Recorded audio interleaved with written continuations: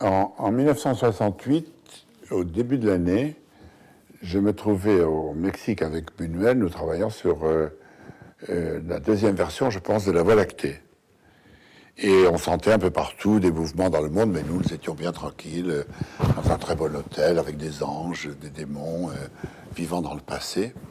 Et quand je suis à Mexico au mois de mars 68, Miloš Forman, que j'avais connu en Italie, m'appelle de New York et me dit: j'ai un projet de film à New York, est-ce que ça m'intéresserait de travailler avec toi? Nous n'avions jamais travaillé ensemble.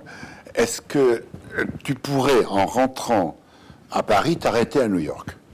Je dis oui, pourquoi pas. Là, nous sommes au début du mois d'avril et je prends donc un avion après une dernière soirée assez folle à Mexico, je me rappelle.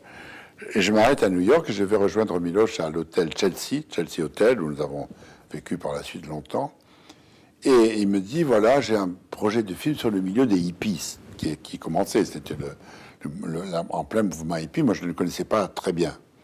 Et le soir même, nous étions chez des jeunes gens qui avaient fui leur famille, c'est ce qu'on appelait les dropping out, et en parler avec eux, en essayant de les comprendre, car ils employaient un langage argotique, en parlant la bouche fermée, c'était assez difficile. Et nous sommes restés là plus de 3 semaines à New York, à essayer de pénétrer cette nouvelle atmosphère qui se dessinait. Quelque chose se passait là. Mais avril 68, en Amérique, c'est l'assassinat de Martin Luther King.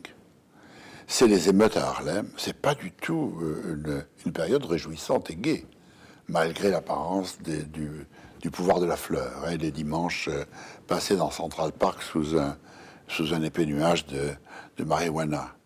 Donc, après 3 semaines, nous n'avions pas avancé du tout dans notre projet.